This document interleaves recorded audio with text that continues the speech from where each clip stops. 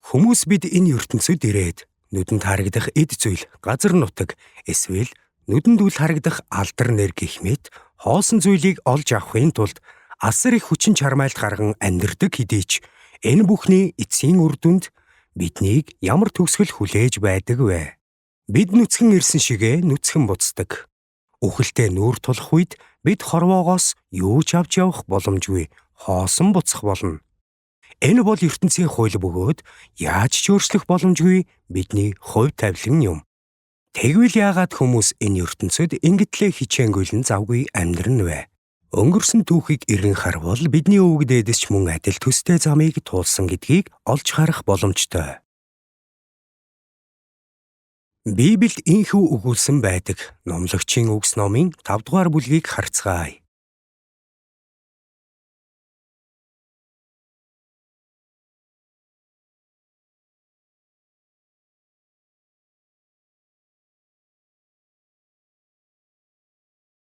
Номлогчийн үгс номын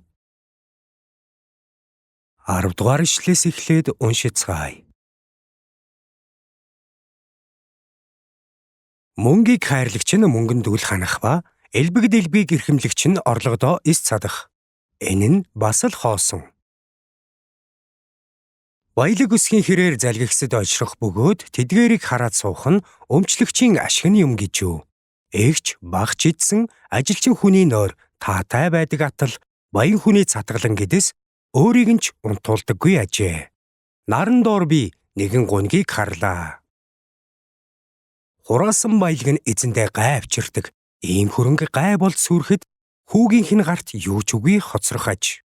Хүн ихэн хөвлийгээс нүцгэн нэрээд эрсэн шигээ нүцгэн буцаж явдаг. Тэрээр зүтгэлээсээ гартаа аваад явчих юу ч үгүй л арилах аж. Хүн яг эрсэн шигээ л буцаж явах болдог нь мөн л эмгэнэлтэй хэрэг. Ингэвэл салхины төлөө зүтгэгч хүнд ямар ашиг байна?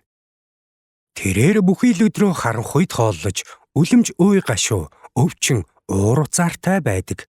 Харин миний харсан сайн зүйл гэвэл идэх уух хийгээд Бурханаас өөрт өгөгдсөн амьдралынхаа бүхий л өдрийн турш наран доор зүтгэсэн бүх зүтгэлээрээ өөрийгөө баясгах явдал байлаа.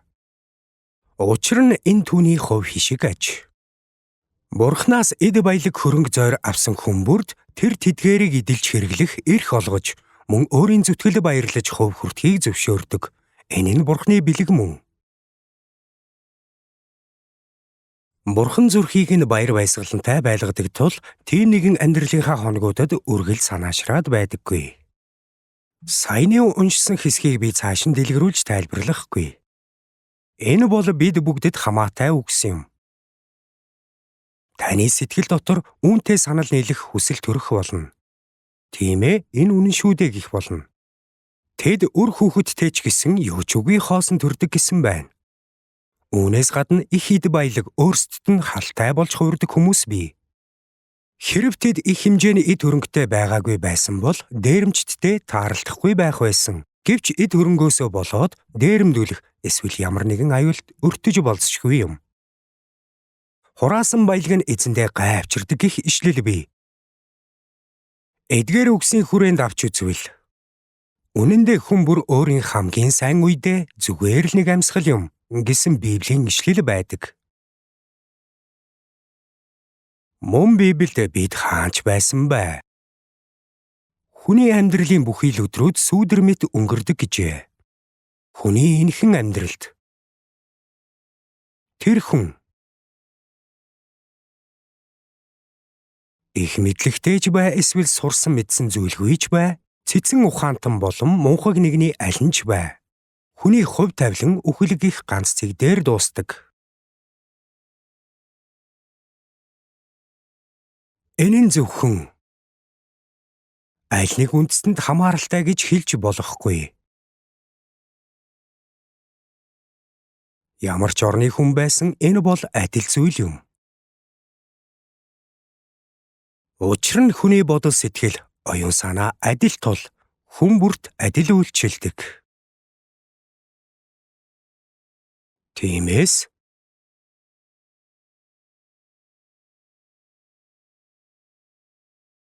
Библийг унших үед үндэс угсаа. Гэр бүлийн гарал үүсэл, албан тушаал, байр суурь зэрэг бусад гадаад үзмжээс үл хамааран дотоод сэтгэлийн гүнд орших сүнсэн биетэйгээ холбогдож эхэлдэг.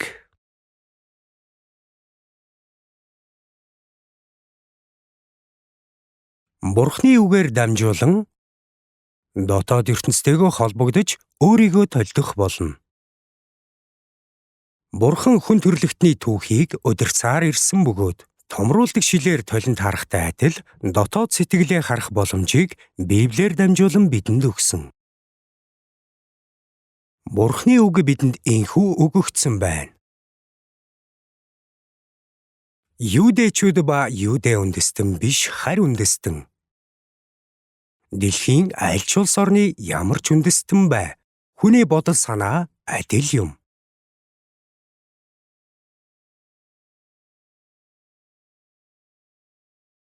Есүст итгэдэг юудэчүүд мөн Есүст итгэдэг еврей биш харь үндэстнүүд энэ хоёр бүлгийн аль альных нь хувьд махан биеэс чөлөөлөгдөж мөнх амийг олох асуудал нь Есүст бат итгэх итгэл болон Бурхны сүнсээр дахин амьсантай холбоотой юм.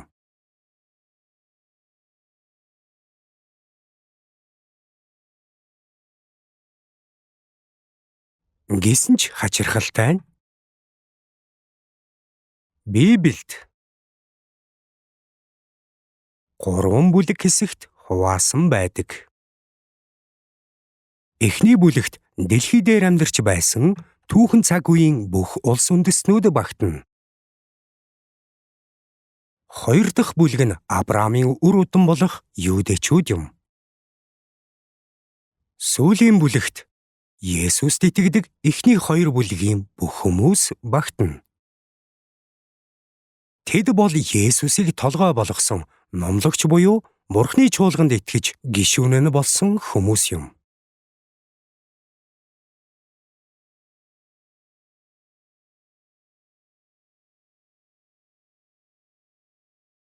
Би чуулганд явдаг хүмүүсийн тоог яриагүй. Харин Бурхны чуулган гэж нэрлэгддэг хүмүүсийн талаар ярьж байна. Учир нь Христ бол чуулганы тэргүүн гэдэг учраас Библиэд гардаг жинхэнэ чуулган гэдэг нь Есүс Христ гэх тэргүүнтэй чуулганы их биеийг бүрдүүлэгч хүмүүс юм. Бид Есүс гэх нэгэн бие дотор орших түүний биеийн аль нэг хэсэг юм. Сүүлийн 2000 жилийн турш Есүст итгэсэн хүн болгон Христийн биеийг бүрдүүлсээр ирсэн. Бид эцсийн өдрийг хүртэл чуулганы гишүүдийн бүрэлдэхүүнд байх болно. Энэ бол Бурхны чуулган юм. Христ бол чуулганы тэргүүн гэдэг нь Библийн тулгуур үнэн юм. Гэхдээ энэ бүгдээс гадна зарим хүмүүс зөвхөн би ийм олон жил чуулганд явж байна. Эсвэл би ийм чуулганд олон жил ажилласан гэх зэргээр итгэдэг бол тэд Библийн маш чухал зүйлийг орхидуулж байгаагаа ойлгох хэрэгтэй. Хэрэв энэ чухал зүйлийг орхидуулаад үүнийг үнэн гэж итгэж байгаа бол тэд Библийг сайн мэдэхгүй байна гэсэн үг юм. Өмнө нь би өөрийгөө жаахан тэнэгдүү гэж боддог байсан учраас намайг ухаантай болгоод өгөх юм байдаг бол худалдаж авмаар санагддаг байв. Гэхдээ Библийг уншиж байгаад нэг хэсэгтээ санамсаргүй таарсан юм. Харин та нарын хэн нэг нь мэрэгэн ухаанаар дутвал бүх хүнд өгөөмрөөр буруушаалгүй өгөгч Бурханаас гуйг. Тэгээд түүнд өгөгдөх болно. Харин тэр ямар ч эргэлзээгүйгээр итгэлээрээ гуйг. Учир нь эргэлзэгч нэг нь салхиар тугдан давалгаалах тэнгисийн долгио мэт ажээ. Тийм хүн эзнээс юм аавна гэж бүү найдаг. Тэр хүн хоёр санаа өвөрлөгч бөгөөд бүх үйлдээ тогтворгүй байдаг юм. Бүх хүнд өгөөмрөөр буруушаалгүй өгөгч Бурхан мэрэгэн ухааныг өгнө гэж амласан тул би үүнд итгэсэн юм. Үүнд би бат итгэсэн. Тэр цагаас хойш би хэдэн ч цагийн турш ярьсан бай. 10, 100, 1000, 10 мянган хүний өмнө гарч зогслооч Библийн номлыг бичвэр барьж уншаагүй юм. Хамгийн удаандаа 9 цагийн турш тасралтгүй номлол хийсэн ч удаа би.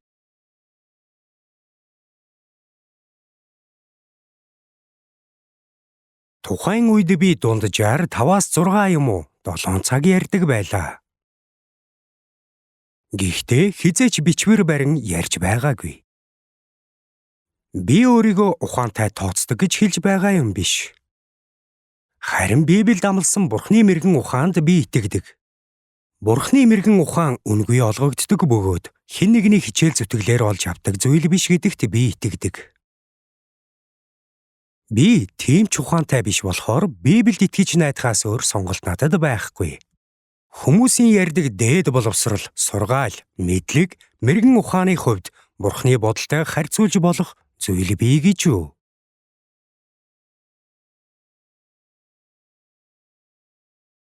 Хэрэв Бурхан хүнд чадвар өгдөг гэдгийг бид ухаарвал хүний үйл хэрэгт сайрхаад байх зүйл тийм ч олон биш гэдгийг харах болно. Хүмүүс аливаа зүйлийн үр дүнгийн талаар ярих дуртай байдаг. Гэсэн хэдий ч сэтэл эсвэл шалтгааныг олж харах нь чухал юм.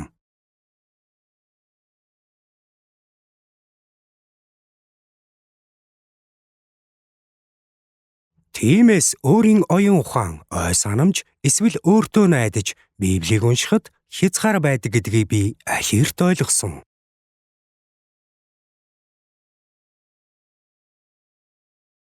Ач холбогдолгүй мэт санагдах тооны тоглоомд ч гэсэн математикийн хүнд бодлогыг бодохдоо тоонуудыг тодорхой аргаар томьёотой тааруулж болно гэсэн онол байдаг.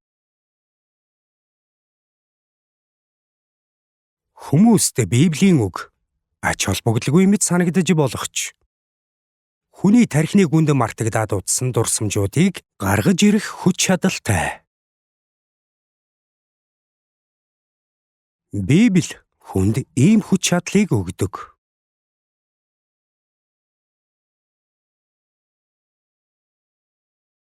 Библийн үг юуны талаар өгүүлдэг вэ? Энэ нь бидэнд Бурхны мэргэн ухааныг заадаг.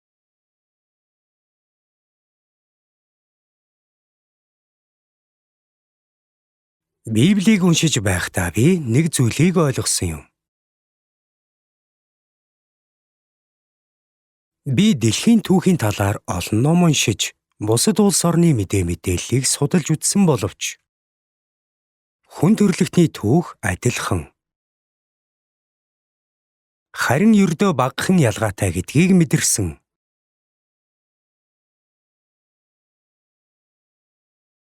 Баяр баясгал уйдгар гуниг ээлжлэх энэ ертөнцид би хүмүүсийг ер нь богино насалдаг гэж боддог байсан юм.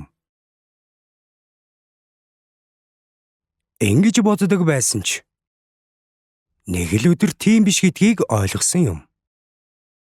Үнэн дээр ёс заншил, арга барил, сургаал, боловсрлоороо тис ондоо 3 бүлэг хүмүүс байдаг. Би үнийг олж мэдсэн юм. Нэг нь зориггүй, тасралтгүй урсан өнгөрөх хүмүүсийн амьдралын түүхийг. Үер мэт тээж ирсэн хүн төрөлхтний түүхэнд. Ийм хүмүүс дундаас нэг хүнийг сонгоод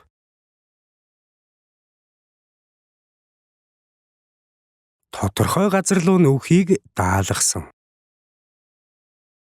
Тэнд түүний хүү, ач хүү, түүний ач, зээ нарын хүүгүүд огт тохиолдох зүйлсийг урьдчилан тайлбарлсан бөгөөд Эхлэл номын төгсгөл хүртэл тэдгээр зүйлсийг бичсэн байдаг.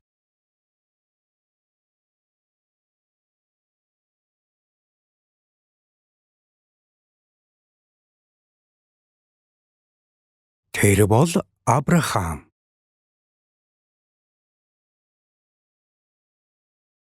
Хэрэв бид ертөнцийн бүх гол мөрнийг харвал борооны усаар тэжээгдэх уулын ориглоос эхлэлтэй. Энэ нь уулын хөндийгөөр урсаад жижиг горхинуудыг үүсгэн дараа нь доош урсаж улмаар илүү өргөн горхи болдог. Цаашлаад гол мөрөн рүү нийлэх хүртлээр гол горхи улам өргөсдөг. Уулын хөндийн ус доош уруудан урсах тусам өргөсөж гүнзгийрээд гол гэж нэрлэж болохоор хэмжээнд хангалттай гүнзгийрнэ. Тэгээд энэ ус бүр далайтай холбогдно. Солонгосын хам мөрөн 350 км буюу 217 орчим миль үргэлжилдэг. Хүмүүс тодорхой гол мөрний зайг хэмжиж хэр урт болохыг нь тогтоодог. Тэд Миссисипи мөрөн Амазон мөрнийг хэмжээд дундаж урт өргөнийг нь тодорхойлсон. Гэхдээ энэ мөрнүүд нь хөндийгөөс урсан усны үргэлжлэл юм. Үүний адилаар хүн төрлөختний түүх анх Адамаас эхэлсэн.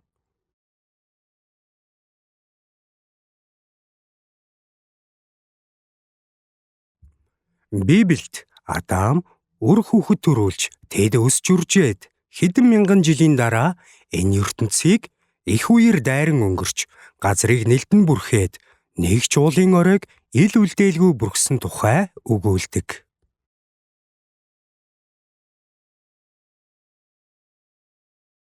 Тэгээд Библиэд тэр үед ертөнц усан галавт автан усаар устгагдсан аж гэж өгүүлэх бөгөөд дэлхий усан живэх үед 8 хүнтэй нэг гэр бүл аврагдсанаас бусдаар дэлхийн бараг бүх хүмүүс арчигдан үгүй болсон гэдэг. Тэд үр удмаа үргэлжлүүлэх үр үндэс болсон. Тэр хүмүүс бол Ноа, түүний эхнэр, түүний 3 хүү, 3 бэр байв. Хүн төрлөختөн энэ 3 ах дүүсээр дамжуулан энэ ертөнцийн өсч үрдсэн гэж Библиэд өгүүлдэг. 3 хөвгүүд дундаас Бурхан Шемийн үр удам дотроос Авраам гэх хүнийг сонгосон. Авраам одоогийн Ирак буюу Ур хэмээх нутагт амьдардаг байв. Ур хот нь Иракийн өмнөд хэсэгт байсан.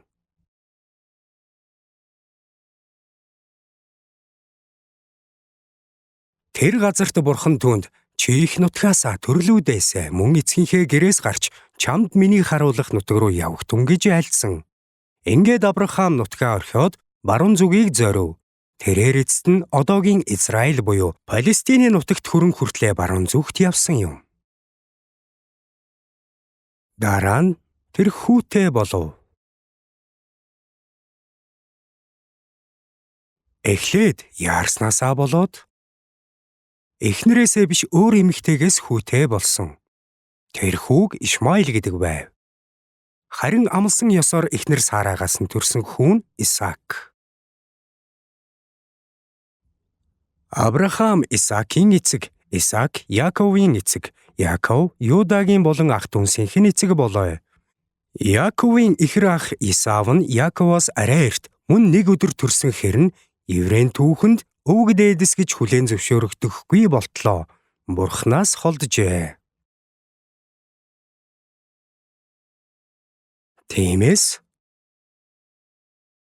Авраам, Исаак, Яаков бөгөөд Яаковын 12 хүүгээр дамжуулан энэ ертөнцид олон үр удам нь төрж эхлэв. Энэ бол юудэчүүдийн түүхийн эхлэл бөгөөд Эхлэл номонд гардаг үйл явдлууд юм. Энэ олон үр удам эцэг эхтэйгээ нийлээд 70 хүн Египт рүү яваад дараа нь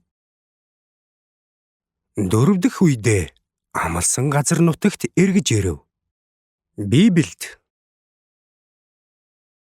эзэн Авраамд үзэгдэн би чиний үр хүүхдүүдэд энэ нутгийг өгье гэж айлдав. Мөн чиний үр удам хүний нутагт ирмэл хүн болж тэнд боолчлогдох бөгөөд 400 жил дарлагдана гэдгийг мэдтүгэй. Харин тэд 4 дахь үедээ нутагтаа эргэж ирнэ гэж өгүүлдэг. Энэ амлалтын дагуу тэд эргэн ирсэн юм. Тэд эргэн ирэв. Хэдийгээр тэд зорьсон газрын зүг алхсаар байсан ч маш олон дайсан байсан тул үргэлжлүүлэн тулдах хэрэгтэй болсон. Ингээд 40 жилийн турш тулалдаж тэнүүчилж эцэст нь тэд нутагтаа эргэн иржээ. Тэд Канаан нутгийг эзэмших хүртлээ. Цөөлд 40 жил тэнүүчлэв. Тэгээд Израильчууд тэр нутагт ирээд амьдарч байсан ч хэсэг хугацааны дараа тавгуйтан одоо бусад улсуудын адил биднийг захирах хааныг бидэнд томилж өгнө үү? Биднийг захирах хааныг бидэнд өгнө үү хэмээн гомдолж эхлэв.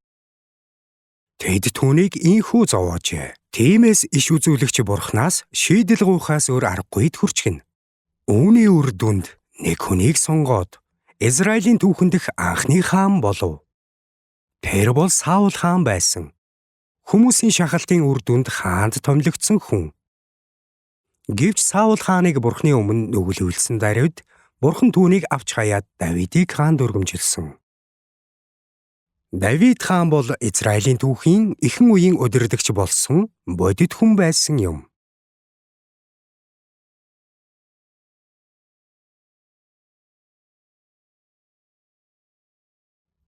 Давидын хүн Соломон хаан ширээнд сууж хаан тулсыг захирч байх үед дэлхийн ертөнц эрс өөрчлөгдсөн. Дэлхий дээр хүн төрлөختний түүхэнд Соломоноос илүү агун хаан байгаагүй.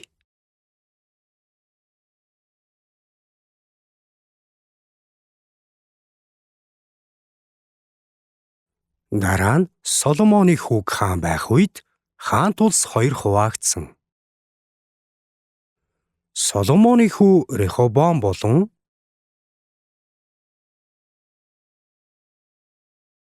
түүнээс урвсан зарц Еребоам хоёрын дунд хаан тулс хуваагдаж бүр нэгнийхээ эсрэг тулалдаж байв. Соломоны хүү өмнө зүгт Юудагийн хаан тулсыг захирч байсан болохоор түүхэндээ хаан гэж бичигдсэн. Дараа нь Еребоам хойд зүгт Израилийн хаан тулсыг бүрдүүлдэг олон ард түмнийг, өөрөөр хэлбэл олон овог аймагуудыг иргэшээлтэд оруулж Израилийн хаан болсон. Дараа нь 100 жилийн дотор 2 хаан тулс бусад улс орнуудад олзлогдов. Авраамийн олзлогдсон үр удмын дунд Даниэл гэдэг хүн байсан.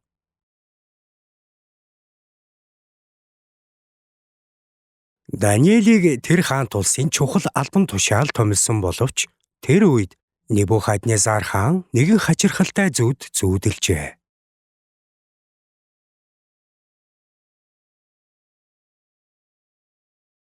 Түүний зүүдэлсэн зүүд дэндүү хачирхалтай байсан тул хаан бодолд автаж зүүдний тайллыг мэдхийг хүсв.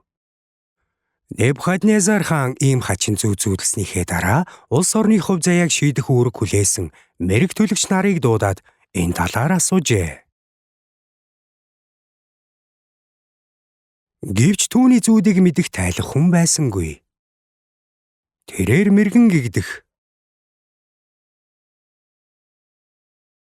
Бүх хүмүүсийг дуудсан ч хариулж чадах хүн гарсангүй.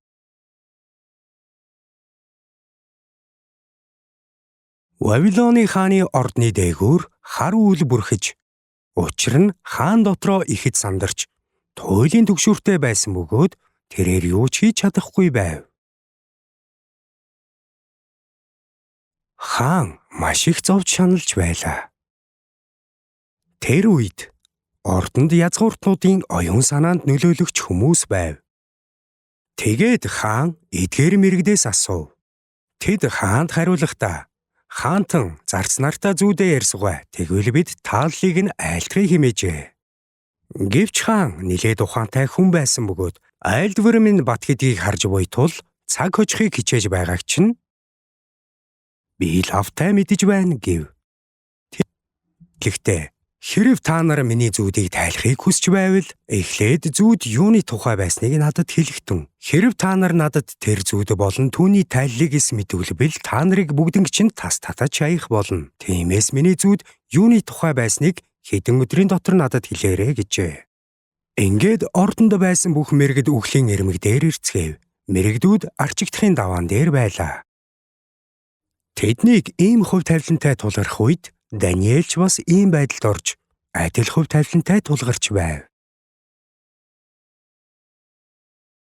Эрт дээр үед хаадууд бусад улс орны ханхуу нарыг олслон авч яваад тэднийг нэг бол тайган болгож аль эсвэл тэдэнд нааштай хандвал огтудаа тэдэнтэй суулган хүргэнэ болгодог байжээ. Хаадууд өөрсдийн дайсан улс орныг дайсан хэвээр үлдээхгүй тулд маш их хүчин чармайлт гаргадаг байв. Даниэл бол энэ дэлхийн хүмүүсийн нүдээр маш хачирхалтай хувь тавилантай тулгарсан нэгэн байв.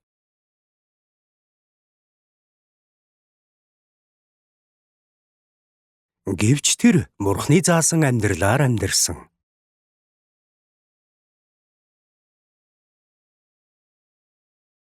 Хэрэв бид хуучин гэрээний хэсгүүдийг уншвал Зөнч Исая үүнээс 100 жилийн өмнө хааны гэр бүлийн язгууртнууд дотроос хулгайлагдаад тайган болох хүний тухай зөвгөнснийг харж болно. Даниэлийг төрхөөс 100 жилийн өмнө тэр үүнийг зөвгөнсөн бөгөөд хэлснээр нь болсон юм.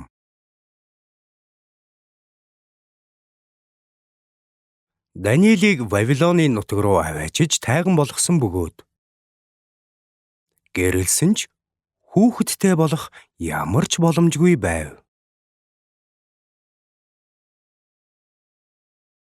Тэрээр хааны ордны гүнж хаантан хоёрыг л арай ихийн халамжилдаг хүн болсон юм. Гэсэн ч хожим нь насан эцэслэх хүртлээр Вавилоны хааны ордон дох маш чухал хүн байсан. Өнөөдөр үүнийг харуулах олдврууд хүртэл бий.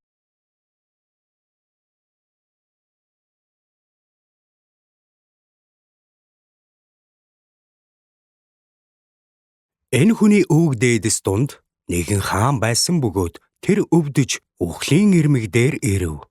Гэвч тэрээр эдгэрснийхээ дараа маш өгөөмөр сэтгэлтэй болж дайсан улс Вавилоны элч нарыг эрэхтэн хүртэл тэднийг зугаацуулж бүх зүйлээ үзүүлж харуулсан бөгөөд Юудагийн нутаг дах Иерусалимийн эрдэнсийн сангаас тэдэнд үзүүлээгүй үлдсэн нэг ч зүйл байсангүй.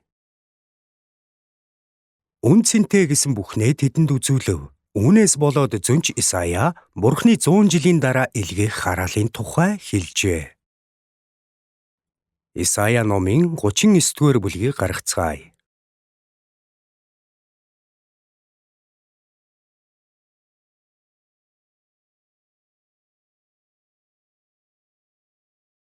Исая номын 39-р бүлэг. 1-р ишлээс эхлээд уншийе. Тэр үед Вавилоны хаан Баладаны хүү Меродах Баладан түүнийг өвчтэй байгаад эдгэрсэн гэдгийг дуулаад Хизекияд захидал бэлэг илгээв. Хизекия түүнд нь ихэд хөөрч тэдэнд өөрийн бүх эрдэнсийн сан, мөнгө, алт, амтлагч, үнэт тос, өөрийн бүх зэр зэвсэг болон өөрийн эрдэнсийн санд байсан бүгдийг үзүүлв. Хизекиягийн тэдэнд үзүүлээгүй нэг ч зүйл түүний гэрт бүх эзэмшилд үлдсэнгүй.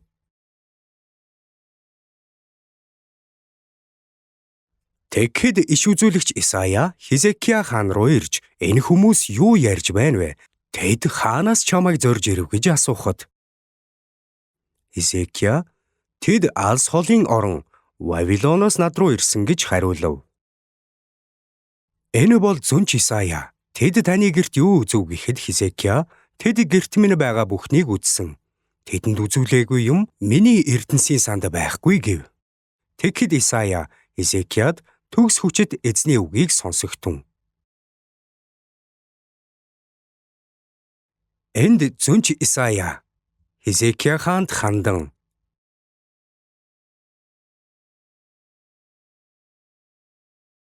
төгс хүчит эзний үгийг сонсогтун хэмээн ярьж эхлэв. Энэ цаг мөч хүртэл Хизекия хаантай Зөнч Исая ярьж байсан. Түүнийг төгс хүчит эзний үгийг сонсогтун гэж хэлэх үед Исая ярьж байсан юм.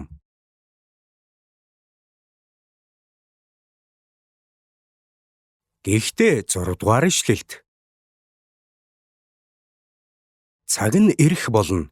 Тэрээр чөлөөтэй ярьж эхлэв. Үзэгтэн чиний гэрт байгаа бүхэн чиний эцэг өвгдийн энэ өдрийг хүртэл цуглуулсан бүхнийг Вавилон руу зөөхөдрүүд ирж байна. Юу ч үлдэхгүй гэж эзэн айлдаж байна. Зөнч Исаягийн амнаас гарсан эдгээр үгс Бурхны үгс байв. Бурхан Зөнч Исаягийн амаар Хизекиятай ярьсан нь энэ байлаа. Чиний үр удам, чиний төрүүлэх мах цусны тасархай чинь аваачигдана. Тэд Вавилоны хааны ордонд тайган түшмэд болно. Тиймээс өдийг хүртэл бидэнд Исаягийн үгс байна. Дараа нь 8 дугаар ишлэл. Тэгэхэд Хизекия Исаяд таны хэлсэн эзний үг нь сайн юм гэв. Учир нь тэр Миний өдрүүдэд амар амгалан үнэн байх болно гэж бодсон юм. Хизкия миний өдрүүдэд амар амгалан үнэн байх болно гэж хэлсэн. Харин түүнд үр удам нь зовж шаналх болно гэсэн. Даниэл номыг уншаад үзвэл Даниэл ингэж зовхоос өөр аргагүй байсан гэдгийг харж болно. Энэ бол үр дүн. Амос номын 3 дугаар бүлгийг гаргацгаая. Амос номын 3 дугаар бүлэг.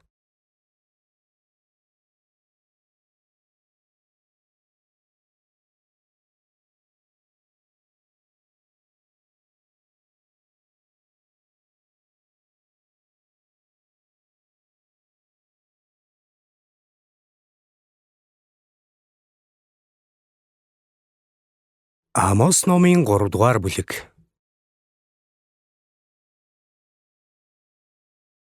Хэрв гаргасан бол 7 дугаар ишлэгийг хамтдаа уншицгаая. Үнэхээр эзэн бурхан зарцнаар иш үзүүлэгчдэдээ өөрийн нууцыг илчлэхээс нааш тэр юу ч хийхгүй.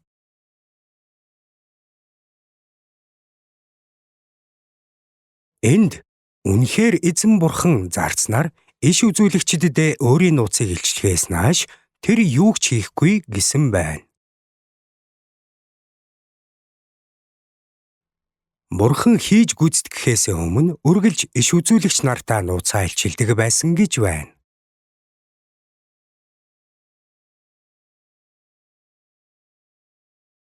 Иш үзүүлэгчид зүгээр нэг дураараа үг зохиож бичсэн зүйл огтхон ч биш юм.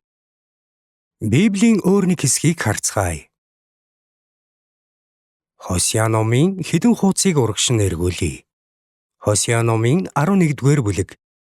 Үнэхээр эзэн бурхан зарцнаар иш үзүүлэгчдэдээ өөрийн нууцыг илчлэхээс нааш тэр юу ч хийхгүй. Энэ үгийг хэлсэн бурхан Хосea номын 12 дугаар бүлэгт дараах зүйлсийг ч бас хэлсэн. Хосea номын 12 дугаар бүлэг 10 дугаар ишлэл. Би бас иш үзүүлэгчдэд айлтан үзэгдлүүдийг олшруулсан. Иш үзүүлэгчдээр дамжуулан би сургаалт зөвлөлүүдийг өгсөн. Энэ бол бурхны үг юм.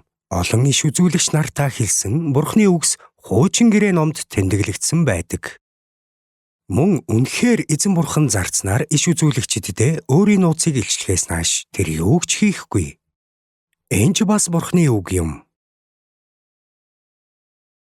Тийм учраас энэ нөхцөл байдалд Даниэл зарим бэрхшээлтэй тулгарчээ. Тайган хүний хувьд тэрээр хааны ордонд үргэлж ойр байж хаанд үйлчилдэг нэгэн байсан.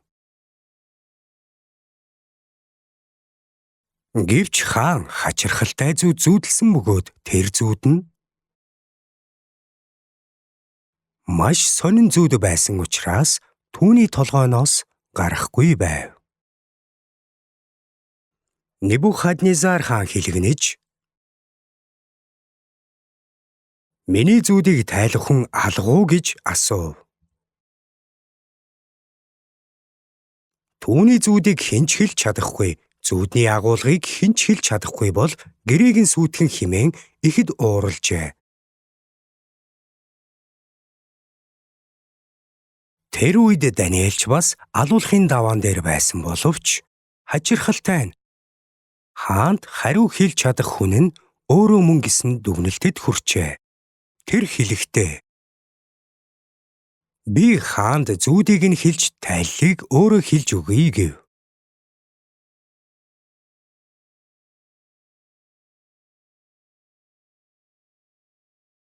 Тэгээд Даниэл хааны зүүдийг бүхэлд нь тайлбарлаад энэ бол таны зүүдэлсэн зүүд гэж хэлв. Тэрээр зүүдний тайллыг хаанд өөрт нь шууд хэлжээ.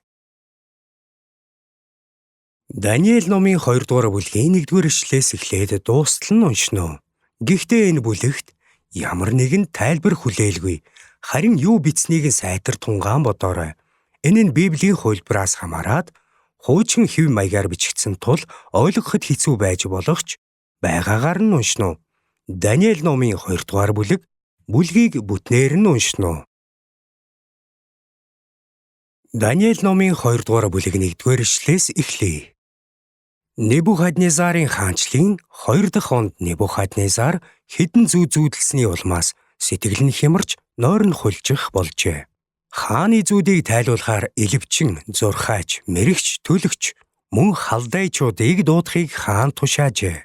Тэд ирж хааны өмнө зогсоцгоов. Хаан тэдэнд би нэгэн зүүд зүүдлээ. Зүүдээ ойлгож мэдгсэн гэж сэтгэл минь шаналж байна гэв. Халдайчууд хаанд Арам хэлээр хаантан мөнх насалтугай. Та зарц нартаа зүүдээ яривал бид тайллыг нь илчлэе хэмэв. Хаан халдайчуудад хариулан айлдвар минь бат байна. Хэрв та нар надад зүүдийг тайлалтай нис мэдүүлбэл та нарыг мөч мөчөөр тасчин хайж гэр орныг чинь хогон овоо болгоно. Харин та нар зүүд болон түүний тайллыг хэлбэл надаас бэлэг, шагнал ба үлэмж хүндэтгэл хүртэх болно. Тиймээс зүүд ба тайллыг нь надад хэлэх түн гэв. Тэд хоёрдохоо хариулан хаантан зарц нартаа зүүдээ ярьсугай. Тэгвэл бид тайллыг нь айлтгая хэмээжээ.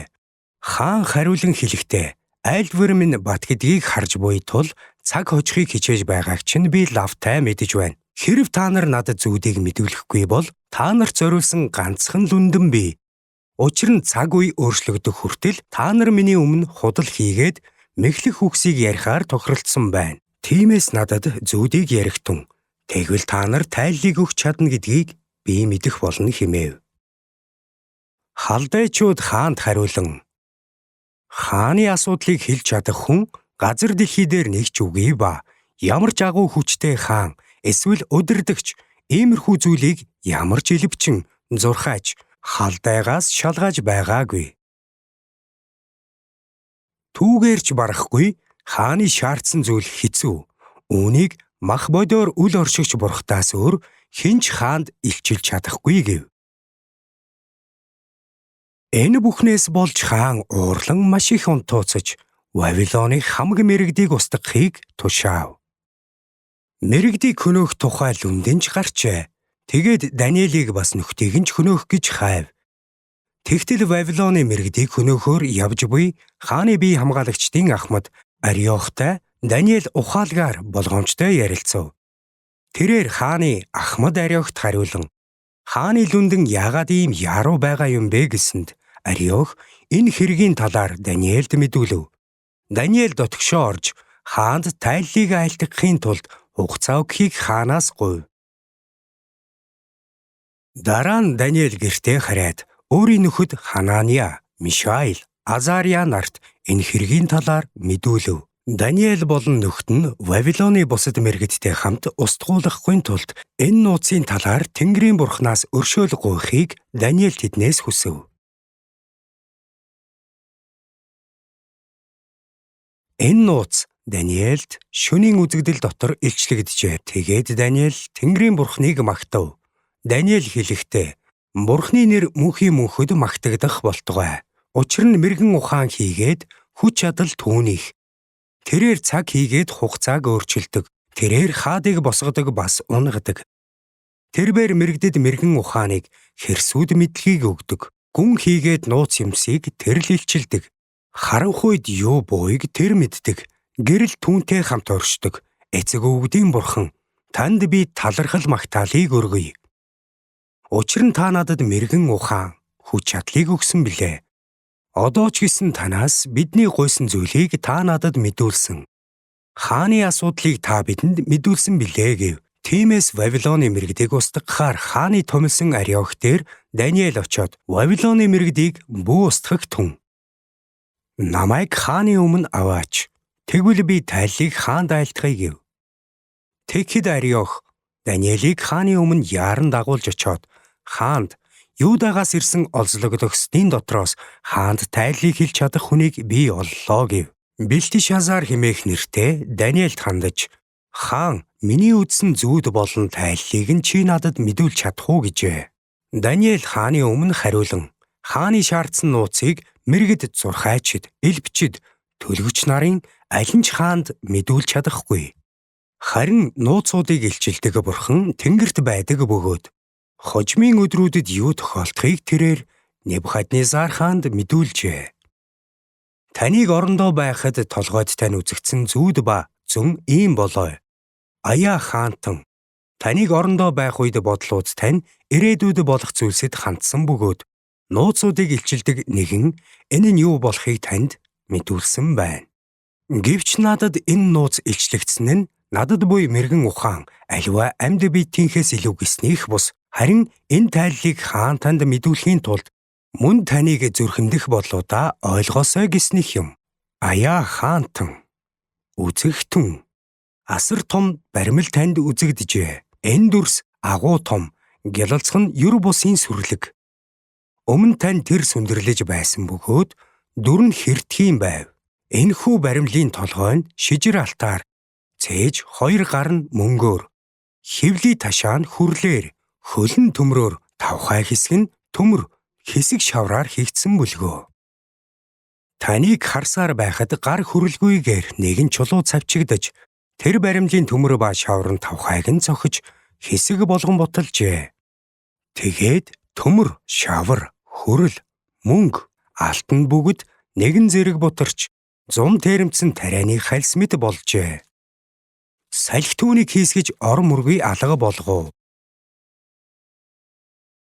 Харин тэр баримлыг бут цогсон чулуу нь асар том уул болоод бүх дэлхийг дүүргэжээ. Зүүд ийм байсан бүлгөө. Одоо бид тайллыг нь хааны өмнө хэлж өгье. Аяа хаантан. Та бол хаадын хаан. Тэнгэрийн бурхан танд хаанчлал, эрх мэдэл, хүч чадал ба алдрыг өгсөн билээ. Аливаа нутагт нутаглах хүний хөвгүүд, газрын араатан, тэнгэрийн шувуудыг тэрээр гарт тань өгч захируулсан бүлгөө. Та тэрхүү алтан толгой юм. Танаас хойш таныхаас буурай нэг хаанчлал бий болж, дараа нь 3 дахь хүрэл хаанчлал гарч ирэн бүх дэлхийг захирна. 4 дахь хаанчлал төмөр мэт хүчтэй байна. Төмөр хамаг юмыг эвдэж нураадгийн адил тэр бүхнийг хэсэглэн буталж бяцлана. Таны үдснээр хэсэг нь ваарын шавар, хэсэг нь төмөр бүхий тавхай болон хөлийн хуруунууд болж хуваагдсан хаанчлал байх болно. Төмөр нь жирийн шавартай холилдсныг та үзсний адил тэр хаанчлал төмрийн хүчтэй байх юм. Хөлийн хуруунуудын нэг хэсэг нь төмөр, нөгөө хэсэг нь шавар байсны адил тэр хаанчлалын зарим хэсэг нь хүчтэй, нөгөө хэсэг нь хэврэг байх болно. Төмрийг жирийн шавартай холилдсныг үзсэн мэтээр тэдгээр нь хүний үр удмаар хоорондоо холилдох болно. Харин төмөр шавартай эс холилддог лугаа адил тэдгээр нь ч хоорондоо наалдахгүй. Тэр хаадын өдрүүдэд хизээч устдашгүй нэг хаанчлалыг Тэнгэрийн бурхан байгуулах бөгөөд тэр хаанчлал бусад ард түмний гарт орохгүй. Тэр нь өнөө бүх хаанчлалыг бутлан сөнөөх боловч өөрөө мөнхөд байх юм. Гар хүрэлгүйгээр уулнаас нэгэн чулуу цавчигдан төмөр, хүрэл, шавар, мөнгө, алтыг эвдлэхийг та үзсэн шиг хожим юу болох тухай авгаа их бурхнаас хаанд мэдүүлжээ. Энэ зүуд үнэн тайлланч итгэмжтэй хэмээн өгүүлв. Тэгээд Небухаднезар хаан нүрээрээ унан Даниэлд мөргөөд түүнд зориулан тахил өргөж анхлан утлаг уугиулахыг тушаав. Хаан Даниэлд хариулан чи энэ нууцыг илчилж чадсан тул үнэхээр бурхан чинь бурхтын бурхан. Хаадын эзэн нууцыг илчлэгч мөн гэв. Хаан Даниэлийг дэвшүүлэн түүнд олон том бэлгийг өгөөд Вавилоны хамаг мужийг түүгээр захируулж Вавилоны бүх мэрэгдийн тэргүүн захирагч болгов. Хаанд Даниэль хүсэлт гаргасны дагуу Шадрах, Мишах, Абедnego нараар хаан Вавилоны мужийн удирдлагыг захируулав. Харин Даниэль хааны ордонд суусан бүлгөө. Баярлалаа. Одоо та бүхэн энэ бүлэг юуны тухай болохыг ойлгосон байх гэж бодож байна. Зөв үү? Даниэль зүудний тайллыг хэлж ийхүү үхлээс мултарсан юм.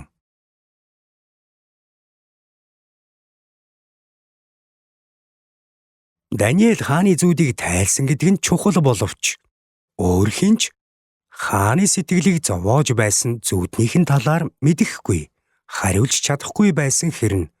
Даниэль үүнийг тайлбарлаж Энэ бол таны зүүдэлсэн зүуд гэж хэлсэн. Даниэл номын 2 дугаар бүлгийн 31-р эшлэлд ингэж гардаг. Аяа хаантан үзэгтэн асар том баримл танд үзэгдэжээ. Энэ дүрс агуу том гялалцах нь Юр бусын сүрлэг. Өмнө тань тэр сүндэрлэж байсан бөгөөд дүр нь хэртгийн байв. 32 дугаар эшлэл. Энэхүү баримлын толгой нь шижир алтаар, цээж 2 гар нь мөнгөөр, хэвлий ташаа нь хүрлээр, хөлн төмрөөр, тавхай нь хэсэг төмөр, хэсэг шавраар хийгдсэн бүлгөө. Таныг харсаар байхад гар хөрлгүйгээр нэгэн чулуу цавчигдаж, тэр баримлын төмөр ба шаврын тавхайг нь цохиж хэсэг болгон буталжээ. Тэгээд төмөр, шавар, хөрл, мөнгө, алтан бүгд нэгэн зэрэг бутарч, зун тэрэмцэн тарианы хальс мэт болжээ. Салхитууник хийсгэж ор мөргүй алга болгов. Харин тэр баримлыг бут цогсон чулуу нь асар том уул болоод бүх дэлхийг дүүргэжээ. Энэ бол зүүд байсан. Нилээд хачирхалтай. Дэлхийд ноёрхох хаант улсуудын тухай зүүд байв. Вавилоны эзэнт гүрэн нуран унсны дараа Персийн эзэнт гүрэн гарч ирсэн. Персийн эзэнт гүрнийг нуран унахад Грекийн эзэнт гүрэн үүсч хаанчилсан. Алс холын энэтхэгийг хүртэл эзлэн авсан ч дараа нь Грекийн хаант гүрэнч бас нуран унав. Ийхүү Ромын эзэнт гүрэн тэр газар нутгийг захирахаар гарч ирсэн. Энэ бол Есүсийн мэндэлсэн цаг үе байлаа. Дэлхийн түүх ингэж өнөөг хүртэл үргэлжилсээр ирсэн. Одоо бидний амьдарч буй энэ эрен үед ертөнцийн чиг хандлага бүхэлдээ хачирхалтай замаар урсан өнгөрч байна. Европын хамтын нийгэмлэг хөгжиж буй өнөө үед Европ сэтгэхүйтэй хүмүүсийн үзэл сурталаар дэлхийн ертөнцийг удирдах. Энэ бүхэн нэг зүйл болон хуурч байна. Энэ үзэл суртал нь хөлийн 10 хуруу шиг бие биенээсээ ялгаатай шин чанартай байдаг гэж Библиэд өгүүлдэг. Уг хэсэгт хүн төрлөختний түүхийг илтгэх нэгэн том хөшөө гарах бөгөөд уулнаас нэгэн чулуу цавчигдан хэдэн хэсэг болон бутарч улмаар чулуу бүх дэлхийг дүүргэсэн тухай өгүүлдэг. Энэ нь Христийн хаант улсыг хэлж байгаа бөгөөд түүх ингэж дуусгар болохыг өгүүлж байгаа юм.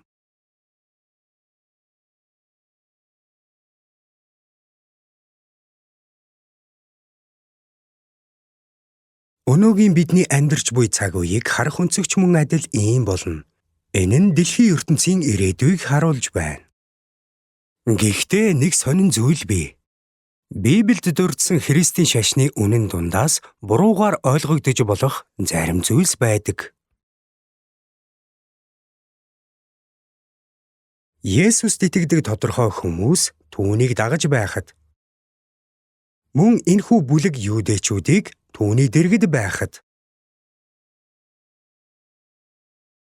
Есүсийн хэлсэн үгс дотор дараах зүйлс байв.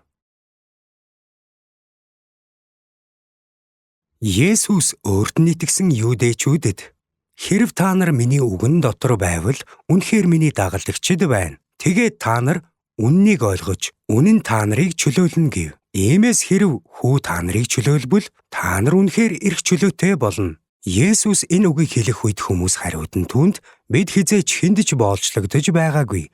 Та нар эрх чөлөөтэй болно гэж та юунд хэлнэ вэ?" гэв. Есүс тэдэнд "Нүгэлөвлөгч бүр нүглийн боол мөн. Иймээс хэрэг хүү та нарыг чөлөөлбөл та нар үнэхээр эрх чөлөөтэй болно." Иймэрхүү маргаан өрнөж байв. Энэ нь Иохан номын 8 дугаар бүлэг 31-р эшлэлд гардаг. Есүс хэлэхдээ "Тэгээд та нар үннийг ойлгож, үнэн та нарыг чөлөөлнө" гэдэг. Есүс Бурхны хүслийн дагуу хүмүүс сургаал айлдахдаа үннээр дамжуулан хүмүүсийн сүнс сэрж өөрчлөгдөж, чөлөөлөгдөх үед ирдэг эрх чөлөөний тухай ярьж байв.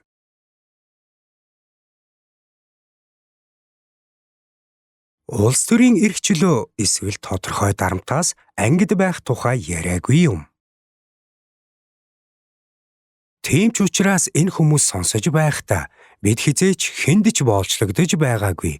Та нар эрх чөлөөтэй болно гэж та юунд хэлнэ вэ гэж асуусан билээ. Хэрв мартамхай хүн байгаа бол Есүс дахин Нүгэл үлдэгч бүр нүглийн боол мөн гэж хэлсэн. Ингэж хэлэхэд тэд хариудна. Түүнд бид Авраамийн удам бөгөөд хизээж хэнд ч боолчлогдож байгаагүй гэх мэт үгнээс нь бултаж байв. Үүний нэгэн адил өнөөдөр ч гэсэн Христийн шашин бүгд төстэй мэт санагдаж болох ч энэ нь хоёр төрөлд хуваагддаг. Нэг төрөл нь сүнсний эрх чөлөө бөгөөд сэтгэлийн амар амгаланг нэгдүгээр тавьдаг бол нөгөө төрөл нь эдгээр зүйлийг хойшин тавьдаг. Энэ ишлэлд эзэн Есүст итгэх түн чи болон гэрийнхэн чинь ч аврагдана гэдэг нь хэрэв та итгэвэл аврагдах болно гэсэн үг юм. Дараа нь ийм нэгэн өөр ишлэл бий. Харин эхлээд түүний хаанчлал болон түүний зөвхт байдлыг хайхтун. Тэгвэл энэ бүхнийг та нарт нэмж өгөх болно.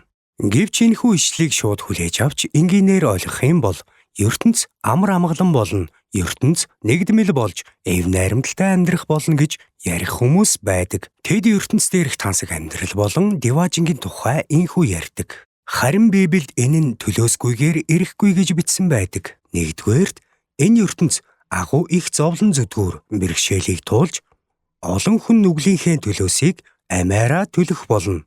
Бурхны хүсэл илчлэгдэх хүртэл энэ ертөнц дээр түүнд чин сэтгэлээсээ итгэдэг хүмүүсийн тоо олширно. Ийм хүмүүс хэр олон болох тухай Есүс энэ ертөнц дээр байхдаа дараах зүйлсийг хэлсэн. Хүний хүү эрэхтэй газар дээр итгэл олох болов уу?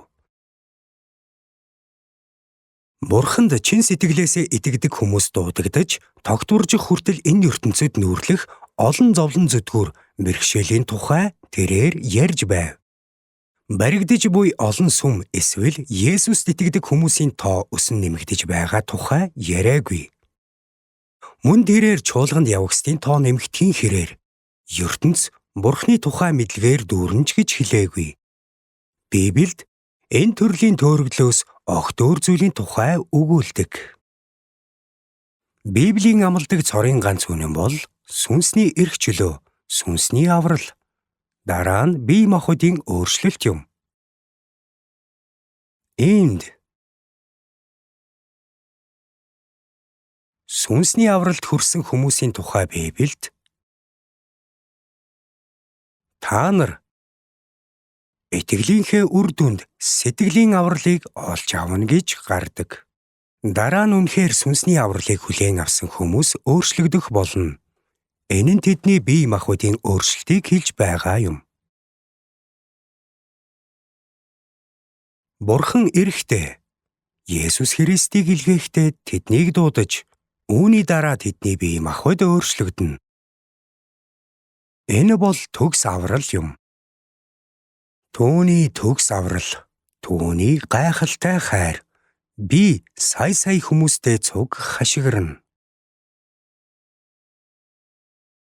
Бидний махан бие хөгшөрч, сул дорой болж өвдсөн ч, хизээ ямар цаг үед яаж үхэхээс үл хамааран дайнд үхэж бие махбод ялзарсан ч, Бурханд чин сэтгэлээсээ итгэдэг хүмүүс итгэл найдвараар дүүрэн амьдарч, тэр итгэл найдвараараа жигүүрлэн энэ ертөнцийг орхидог бөгөөд хизээ нэгэн өдөр бид дахин уулзах болно хэмээн амладаг.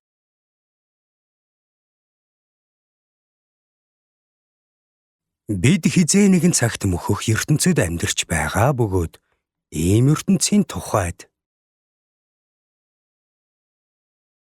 Бурхан Даниэл номд зөгнөлийг хэлсэн. Небухаднезар хаан гэдэг хүн зүүдэлжээ.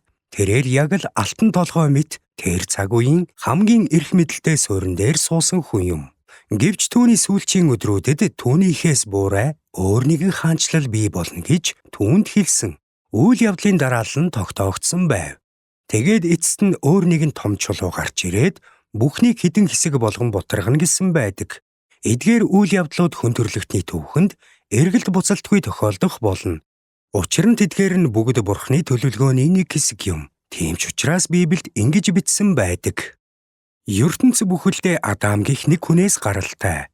Энэ ертөнцээр амьдарч байсан эсвэл одоо амьдарч байгаа болон ирээдүйд амьдрах бүх хүмүүс дотроос онцгойлон сонгогдсон нэг хүн байдаг. Тэр хүнийг Палестиний нутаг руу нүүлгсэн. Израиль гэх тэр газрын өв эцэг нь Авраам байв. Хуучин гэрээний үгсийг Авраамийн үр удам тэмдэглэн үлдээсэн бөгөөд тэд бол энэ түүхийг чимсэн хүмүүс юм. Энэ түүхэнд амьдарч байсан эдгээр хүмүүс зүгтэж чадхааргүй хувь тавилангийн шуурганд өртөж, эцэст нь тэдний ард бурхан байсан.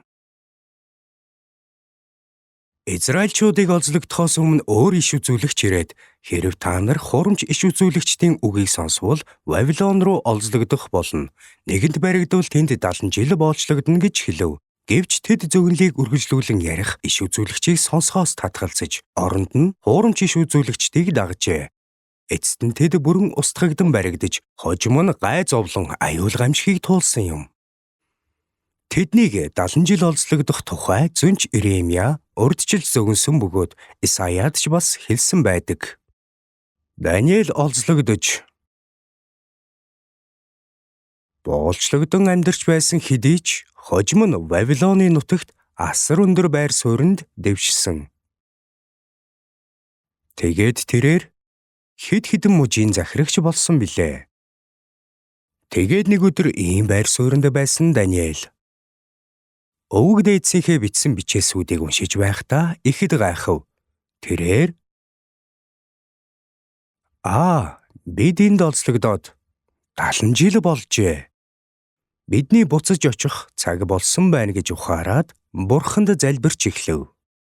Энэ алдартай үйл явдлыг Даниэл номын 9-р бүлэгт бичсэн байдаг. Даниэл номын 9-р бүлэг. Даниэл номын 9-р бүлгийн 1-ээс 20-р ишлэлийг уншина. Даниэл номын 9-р бүлэг. Халдейчүүдийн хаанчлын хаан болсон Медиачүүдийн үр удам Ахашверошийн хүү Дариусын анх дугаар онд буюу ноёрхлын анх дугаар онд Даниэл би эзний үгээр иш үзүүлэгч Иремьяд илэрхийлэгдсэн Иерусалимийн хоосрол дуустал үргэлжлэх жилийн тоог 70 жил байгаа гэдгийг номоос мэдсэн.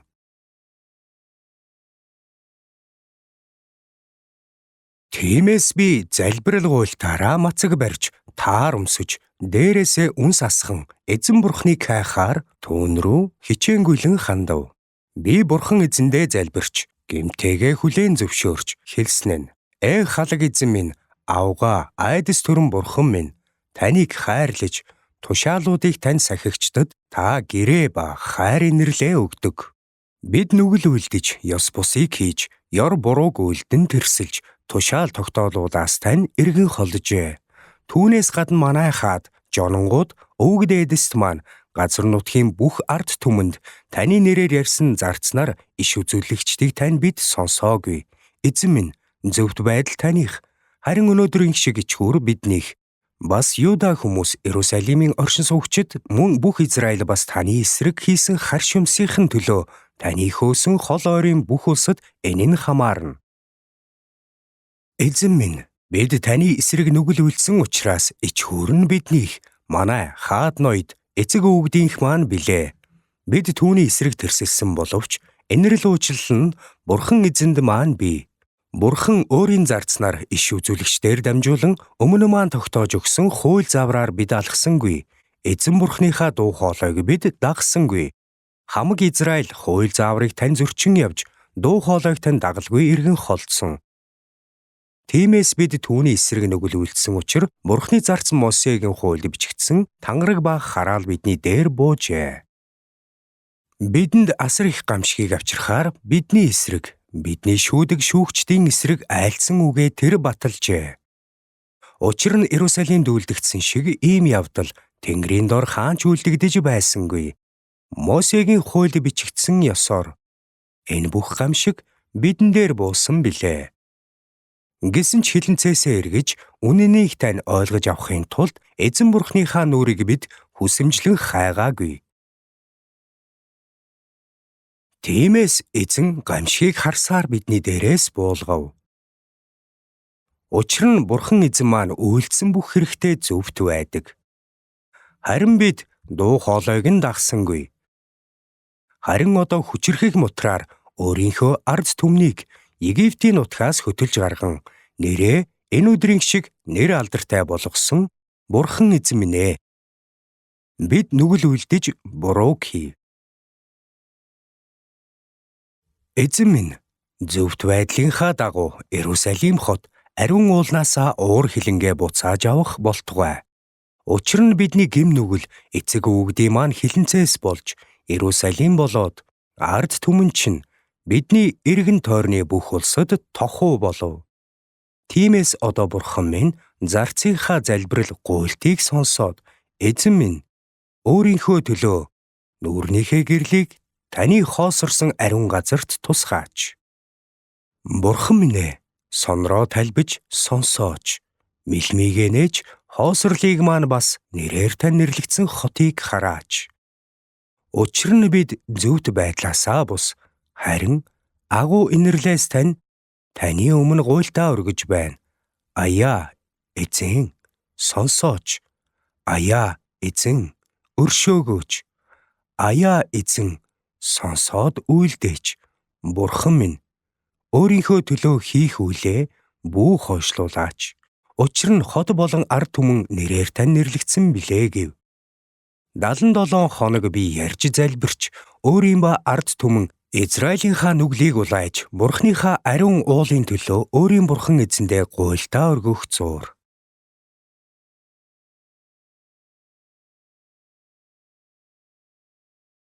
Одоо хэсэг зуур үүний тухай бодож үзье.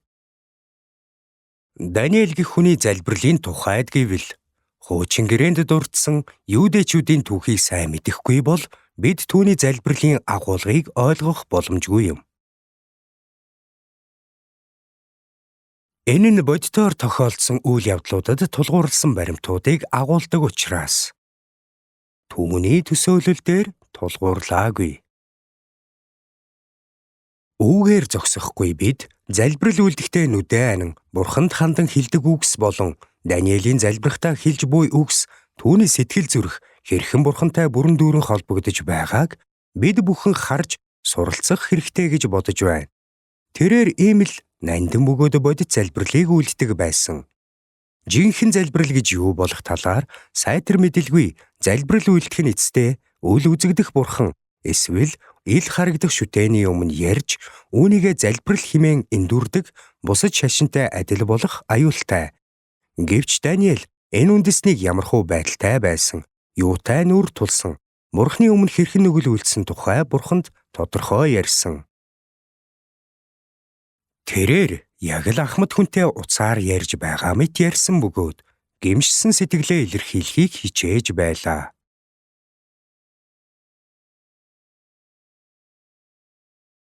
Одоо Даниэл номын 9-р бүлгийн 1-2 дугаар ишлэлүүдийг уншийе.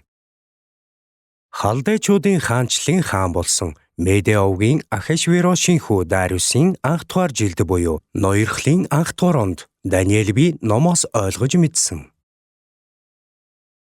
Номнууд гэдэг нь Даниэлийн цаг үеэс өмнө Еремия гэдэг хүний бичсэн бичвэрүүдийг хэлнэ. Эзний үгээр иш үзүүлэгч Иремияд илэрхийлэгдсэн номоос иш үзүүлэгч Иремиягийн хүлээн аваад ярьсан Бурханы үгс. Иерусалимийн хоосрол дуустал 70 жил байгаа гэдгийг номоос мэдсэн. Даниэл Иерусалимыг 70 жил эзгүрсний дараа тэд эргэн ирнэ гэх зөвнөлийг уншихад тэр эдгээр үгсийг олж уншсны дараа үүн дээр үндэслээд залбирал үйлдсэн юм. Тэрээр өвөг дээдсийнхээ 70 жилийн өмнөх буруутай үйлдэлээс болж олзлогдсон хүмүүсийн нэг байсан тул үүн дээрээ үндэслэж залбирал үйлдсэн. Еремия номын 25 дугаар бүлгийг нэг харцгаая. Энэ яригдаад байгаа 70 жилийн өмнө бичигдсэн хэсгийг уншийе.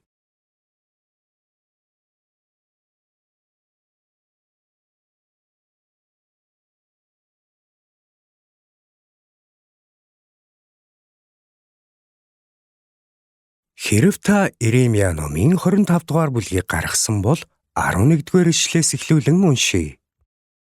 Энэ бүхэл нутаг эзгүүрэл болон айдас болж эдгээр үндэстнүүд Вавилоны хаанд 70 жил үйлчлэн 70 жил гүйцэж өнгөрөхөд Вавилоны хаан болон тэр үндэстнийг халдайчуудын нутгийг тэдний гин буруугийн төлөө би шийтгэн. Би түүнийг үрдийн эзгүрэл болгоно гэж эзэн тунхаглаж байна. Би тэр нутаг дээр түүний эсрэг зарласан өөрийн бүх үгсийг, бүх үндэстнүүдийн эсрэг Иремьягийн иш үзүүлсэн энэ номд бичигдсэн бүхнийг авчирна. Учир нь олон үндэстнүүд болон авгаа их хаад тэднийг боол болгоно. Би тэдэнд тэдний үйлс болон тэдний гарын үйлдэлийн дагуу нөхөн төлнө хэмээв. Иш үзүүлэгч Иремья ард түмнийг халдайчуудын нутагт олзлогдно гэж зөгнсөн. Вавилоны хааны дараа Дариус гэх хүн хаан болж Перс хэмээх нэртэй шинэ үндэстэн бий болов. Гэвч Даниэл үүнийг мэдэж байсан бөгөөд ард түмэн нь эх орондоо буцаж ирнэ гэдгийг мэдэж байсан. Дараа нь Иремья номын 29-р бүлгийг гаргацгаая.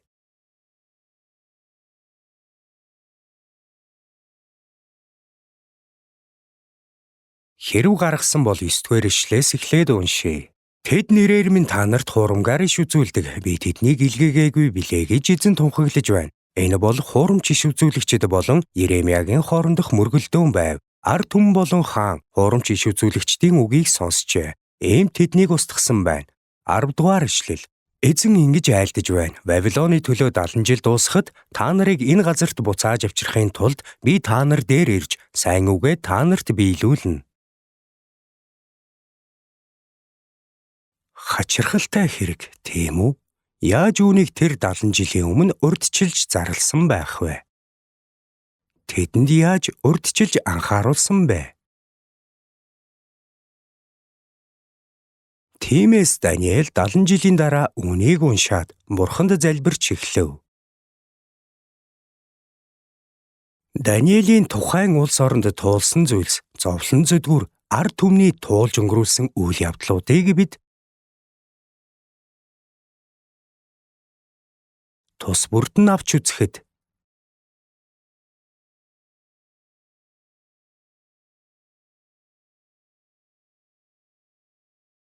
Грекийн эзэнт гүрэн үүсч, Персийн эзэнт гүрнийг мөхөх хүртэл Юудэчүүд өөрсдийн шуургад автжээ. Үүнийг түүх гэрчлэнэ. Мөн 70 жил өнгөрсний дараа тэдний эргэн ирэх үйл явцыг Нехемия болон Эзра номонд харуулсан байдаг. Нехемия, Эзра номуудаас бид Хизекия хааны үеийн Вавилоны ордон руу авч явсан хөлөг онгоц, алт, мөнгө, бамбай бүгдийг нь эргүүлэн авчирсныг харж болно. Еврейчүүд тэр улсад урт удаан хугацааны турш 70 жил амьдарсан ба тэр цаг үе дуусаад эргэн ирсэн.